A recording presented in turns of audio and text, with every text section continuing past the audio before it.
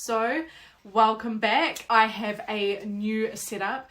I'm not 100% sure if I like it, but it works for the room that I'm in at the minute, so it just seems a bit bare around me, so I don't know, let's see how we get on.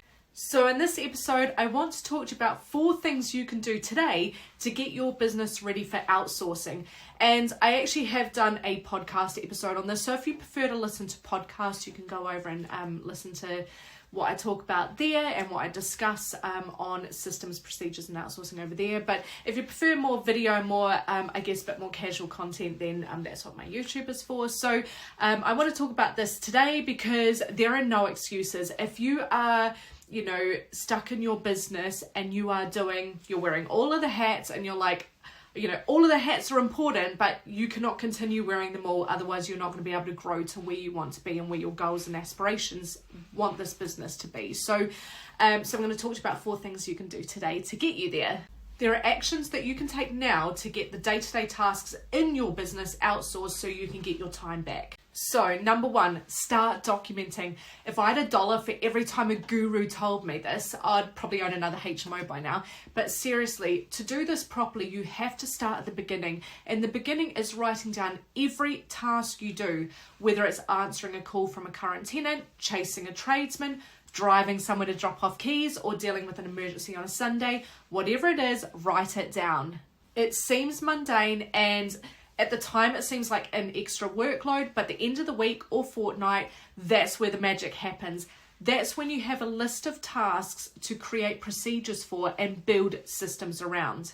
And remember, everything can be outsourced, so there are no excuses. Okay, number 2, start creating. So now you've got your list of tasks, now it's time to create. If you've not done this before, then start small. You do not want to bite off too much workload because you'll be put off from doing it again. I recommend picking around 5 from the list to start with and try and do it in order. So I wouldn't create a procedure for answering the phone and then in the next one, how to reconcile rents. As an example, let's say one of the tasks was someone inquiring about a property to rent. You could break that down into how to answer the phone, what questions to ask, how to book a viewing with them, how to send an application form and what to send with that, how to database that inquiry, how to follow up that inquiry, and how to archive them at the end. And once you've created that procedure, you can put it into its home within your system and then it's ready to outsource. Okay, thirdly, go online. When I set up my property business, I did it in such a way that if I had to go back to New Zealand for, say, an emergency, then as long as I had an internet connection, I could access and manage my business from there. Looking back, I probably did this more so because I'm a control freak, but really it's the best way to set up the business. And as a bonus, I now have very little paper in the business. It's something I'm very proud of. Pretty much everything is online.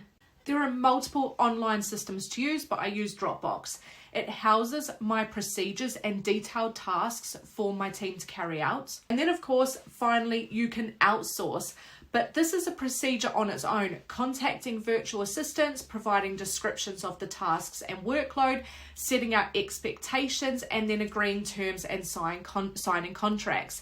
And from there, it's connecting them to the business and providing them with access. In my experience, UK virtual assistants want a contract of at least 10 hours a month, so make sure you create procedures to fill that time and then outsource immediately. Once the VA is in place, you can set aside time to create 2 procedures a week, 3 a week, and you can even get your VA to create some procedures for you too.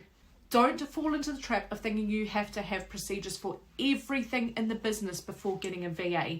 If you try to get everything done and you don't achieve that, it will put you off from carrying on with creating procedures. You won't outsource and you'll be stuck working in the business for longer than you need to. It will cause you to feel negatively towards the whole thing and you won't do it. Don't do this. Start small and outsource as you go. Every time you outsource a task and your VA performs that task well, that amazing feeling and good experience will fuel you to crack on with the next set of tasks to outsource. As mentioned, I use Dropbox and I've included a link for you below this episode for you to check it out. Today, we've discussed 4 things you need to do to get your business ready for outsourcing. So, start documenting a list of jobs you do. then create procedures for them.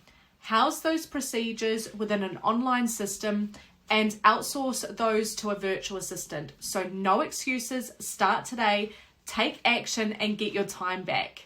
If you'd like the PDF version of this checklist, then click the link in the details below and it will be sent to you.